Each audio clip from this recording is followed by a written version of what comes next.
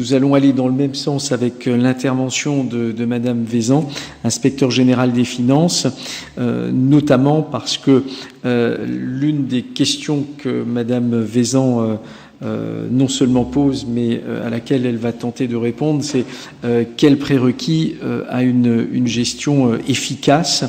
Et en prenant l'exemple du fonctionnement courant des juridictions, quand vous regardez aujourd'hui la mission justice, vous pourrez vous rendre compte que, en fait, les dépenses de fonctionnement représentent 4% de la mission, et alors qu'en réalité, lorsqu'on regarde les choses différemment, c'est bien du fonctionnement dont il est souvent question, et c'est le fonctionnement qui est souvent placé sous tension.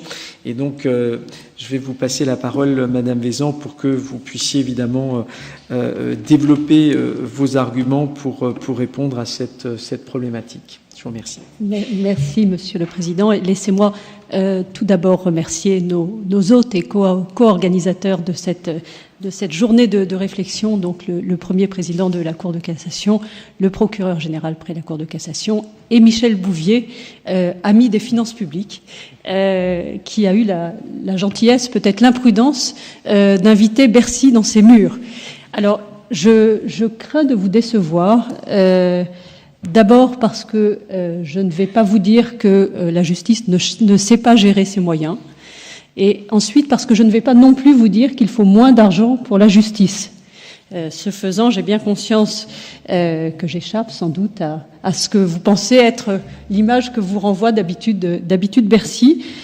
Si je ne le fais pas, ça n'est pas seulement par prudence, même si votre présence à vous tous m'inviterait à être prudente sur ce que je dis, mais c'est aussi parce que lors de la mission à laquelle il a été fait allusion plusieurs fois, que nous avons conduite avec l'inspection générale de la justice, nous n'avons pas eu ce double sentiment. Donc cette mission, je suis d'abord très heureuse de l'incarner ici. Il y a d'autres collègues et représentants vaillants de notre aventure collective, donc de la mission qui avait été menée conjointement par l'Inspection générale de la justice et l'Inspection générale des finances. Et j'ai donc un plaisir particulier à parler sous le contrôle vigilant de Laurence Pécorivolier et de Bertrand Menet, qui étaient mes collègues dans cette aventure. Donc cette mission sur le fonctionnement de la justice, qui est effectivement ce dont je vais parler, puisque j'ai l'habitude la prudence de parler de ce que je connais, elle était sur un champ très étroit, vous l'avez dit, Monsieur le Président, 4% de la dépense de la mission justice. C'est un champ qui est à la fois étroit, entre 350 millions, 400 millions d'euros. C'est en même temps un champ qui est extraordinairement sensible. Et c'est aussi un champ qui nous permet d'examiner et de tirer, je crois, quelques premières conclusions qui sont d'intérêt sur le sujet que nous cherchons à aborder aujourd'hui, qui est quels sont les prérequis à une gestion encore plus efficace. Alors laissez-moi aussi à ce stade vous dire que nous étions bien conscients dans la mission de la sensibilité du travail que nous menions et que nous avons, pour cette raison, tenu à nous rendre dans l'ensemble des juridictions, l'ensemble des BOP plus exactement. Donc nous avons fait 45 visites de juridiction dans une période courte, et je remercie l'ensemble des personnes dans cette salle, notamment celles qui ont eu la grande gentillesse de nous recevoir et de nous guider. Alors mon propos va s'organiser en trois points. J'aimerais d'abord partager avec vous quelques grands faits stylisés. Je serai sans doute assez rapide parce que je crois que vous en avez déjà parlé. Quelques remarques générales sur les moyens de fonctionnement de la justice tels que nous les avons perçus. Et je parlerai ensuite du sujet proprement dit, qui sont les conditions à une gestion plus efficace, sous deux angles. D'abord, une visibilité accrue sur les moyens, une transparence plus grande dans leur attribution, ce qui, je crois, fera consensus. Et d'autre part, deuxième point, un effort de rationalisation qui doit être partagé, ce qui, j'espère, fera consensus également. Alors, quelques points d'abord sur la réalité de la situation budgétaire comme nous l'avons perçue. Première remarque, lorsqu'on se déplace et qu'on visite 45 juridictions, on est frappé par la très grande hétérogénéité entre les juridictions. Il y a des points communs. Le point commun, c'est le ressenti sur la contrainte budgétaire. Il existe partout. Il y a des réalités qui sont des réalités qui peuvent être assez différentes. Dans certains BOP, les dépenses, même urgentes, ont du mal à être assumées. Dans d'autres, des travaux de rénovation plus conséquents réussissent à être menés et des programmes de déploiement informatique sont en cours avec succès. Donc, première remarque, grande hétérogénéité entre les BOP et ce point a été très, très visible dans les visites de terrain que nous avons faites. Deuxième remarque, effectivement un ressenti très fort sur la contrainte budgétaire. Ce ressenti, nous avons cherché à l'objectiver. Je ne rentrerai pas dans les détails, vous avez tout ça dans le très gros pavé que nous avons commis collectivement, mais nous avons regardé de près l'écart entre les crédits qui étaient alloués en début de gestion, les crédits qui étaient effectivement disponibles et les crédits qui étaient in fine dépensés. Ce que nous avons constaté, c'est qu'en effet, sur la période qui était la période sous revue que nous avons regardée entre 2012 et 2014-2015, il y a eu une forte restriction budgétaire, des crédits qui étaient sous forte pression, avant de réaugmenter en fin de période. Première chose. Deuxième chose que nous avons constaté, un écart sensible entre les crédits votés en début d'année et les crédits effectivement disponibles dans les juridictions. Ça a été pointé par d'autres. Et troisième point, une situation dans laquelle les crédits effectivement consommés, donc ce qui in fine a été le vrai ressenti, en tout cas ce qui devrait fonder le vrai ressenti budgétaire des juridictions, ces crédits ont effectivement diminué entre 2012 et 2014 avant de réaugmenter notamment en 2016 et si j'en crois les propos récents de la ministre de la Justice, cette hausse devrait se poursuivre puisque la hausse prévue des crédits de fonctionnement des juridictions est de 9,9% pour l'année 2018. Donc cette perception de crédit sous forte contrainte est une perception qui est une perception très objectivée, mais très objectivée notamment par le début de période budgétaire 2012-2014 et par l'écart entre crédits votés et crédits effectivement disponibles dans les juridictions. Ceci m'amène à mon deuxième point, comment faire pour avoir une gestion plus efficace, avec une première recommandation qui est qu'il convient d'accroître la transparence et la visibilité des crédits alloués dans les différents BOP. Je passerai brièvement sur la question de la réserve de précaution, simplement pour signaler qu'il y a en fait plusieurs réserves. Il y a à la fois une réserve interministérielle, qui est une réserve imposée à l'ensemble des ministères, et puis il y a une réserve ministérielle, qui est la pratique de la DSJ, en l'occurrence, à l'intérieur du ministère, de mettre en réserve certains crédits. Sur la période que nous avons considérée, les crédits mis en réserve par la DSJ ont augmenté, notamment sur la période 2013-2016, ce qui a effectivement... J'ai de la concurrence avec une radio. Non, la radio s'est arrêtée, j'ai gagné.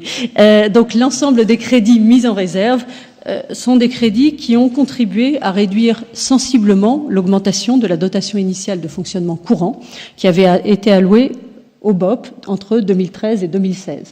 Donc deux phénomènes qui se superposent, la réserve interministérielle, la réserve à l'intérieur du ministère qui vient manger une partie de la progression des crédits.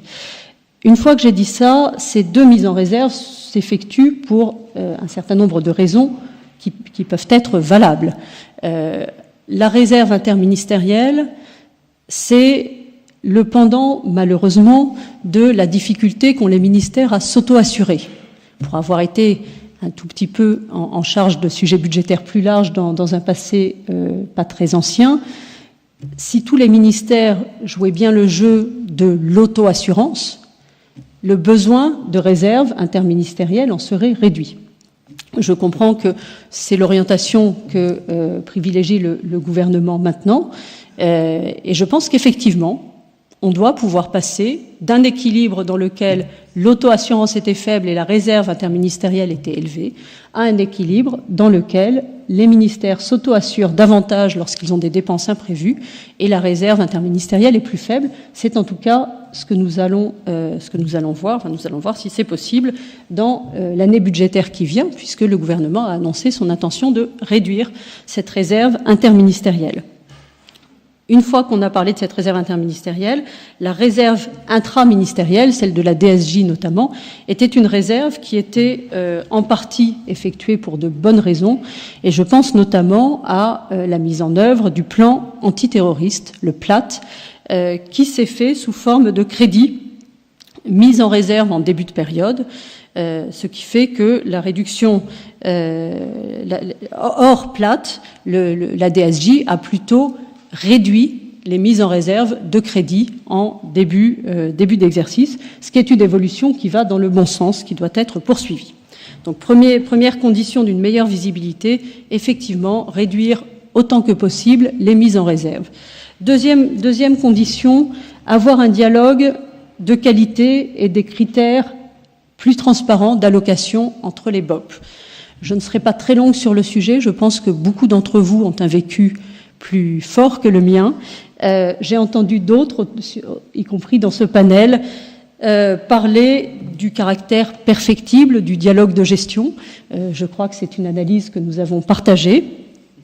J'y ajoute une nécessité de plus grande transparence dans les critères d'attribution des différentes dotations, puisque à l'hétérogénéité des situations correspond également, et sans que le lien soit toujours celui qu'on attendrait, une hétérogénéité dans les dotations.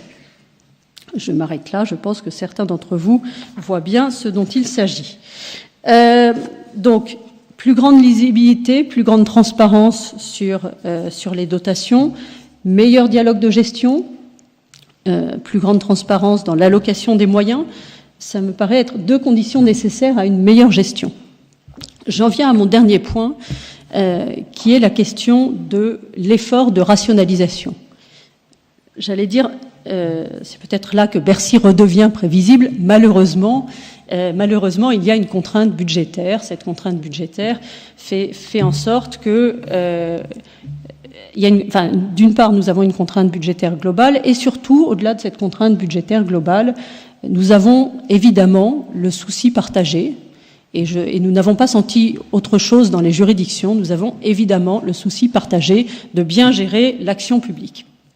Bien gérer l'action publique, c'est difficile, surtout dans un contexte dans lequel les moyens sont limités. Et je dois dire que la mission a eu le sentiment, en regardant ce qui avait été fait dans les différentes juridictions, que parfois les efforts d'économie n'avaient pas été faits de la manière la plus indolore possible. Plus exactement, les efforts d'économie avaient parfois pesé énormément sur le quotidien des personnels de juridiction. Chacun connaît, j'allais dire dans le grand public, les anecdotes de crayons, gommes ou autres que les magistrats se plaignent parfois de devoir fournir. Je ne suis pas sûre nous ne sommes pas allés plus exactement jusqu'à compter les crayons et les gommes, mais on a eu le sentiment que parfois les économies étaient faites, si vous me permettez l'expression, à la petite semaine, en cherchant à faire des économies de bout de chandelle sur des postes qui étaient in fine douloureux et fortement ressentis dans les juridictions. Alors comment faire autrement ? Il nous a semblé que c'était possible de faire autrement en ayant un effort de rationalisation qui soit mieux piloté et qui permette de faire en sorte que les efforts d'économie portent sur là où ils doivent porter pour permettre que des moyens soient redéployés là où ils doivent l'être. Je prendrai deux exemples. Premier exemple, la dématérialisation. C'est évidemment extrêmement à la mode, c'est évidemment un effort en cours dans les juridictions que nous avons visitées, avec parfois des initiatives individuelles sur le terrain extrêmement remarquables. Il reste que pour un certain nombre de projets, il y a un besoin de pilotage et de pilotage performant de l'administration centrale pour permettre, par exemple, le déploiement d'outils comme la signature électronique, qui fait partie des arlésiennes, attendues par les juridictions depuis de très nombreuses années. Deuxième exemple, les frais d'affranchissement. Les frais d'affranchissement, là aussi, sont des frais qui sont des frais substantiels pour les juridictions, 1/5 des frais de fonctionnement des juridictions. C'est un domaine dans lequel des efforts ont eu lieu, mais dans lequel, et y compris avec des initiatives très intéressantes sur le terrain, dans un certain nombre de juridictions, Douai, Lille, Paris, Reims, et j'en oublie très certainement, mais ces efforts de réduction sur les frais d'affranchissement dépendent très fortement de l'ensemble de l'environnement, et notamment de l'environnement, en l'occurrence, non seulement technique, mais également juridique, qui est l'environnement dans lequel fonctionnent les cours. Donc, sur ce point précis, la capacité à faire des économies peut dépendre étroitement de la capacité de l'ensemble du ministère à interroger les freins juridiques et techniques à une rationalisation qui, en l'occurrence, est une rationalisation qui serait indolore du point de vue des juridictions. Alors, cet effort de rationalisation, je l'ai dit et je m'arrêterai là, nous n'avons pas préconisé qu'il soit mené afin de réduire le budget de fonctionnement des juridictions. Nous avons observé de près le budget de fonctionnement, nous avons également observé de près la question des arriérés de paiement qu'un certain nombre d'entre vous vivez au quotidien, qui est évidemment une pratique insupportable. Insupportable pour les juridictions qui se trouvent amenées à devoir les pratiquer, insupportable aussi évidemment pour les entreprises qui font face à ces pratiques des juridictions, insupportable et non sans coût, puisque j'ajoute qu'un certain nombre d'entreprises, et non des moindres, n'accordent pas de tarifs préférentiels à la justice sur certaines dépenses, compte tenu des mauvaises habitudes de paiement des juridictions. Il est évidemment indispensable que cette question des arriérés soit réglée.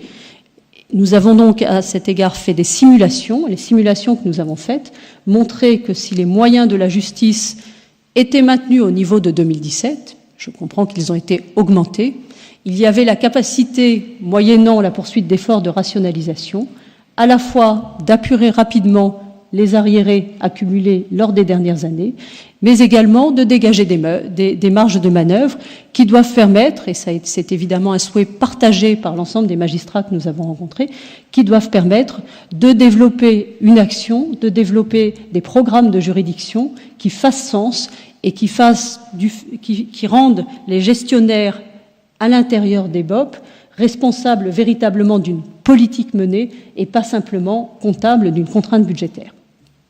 Je vous remercie.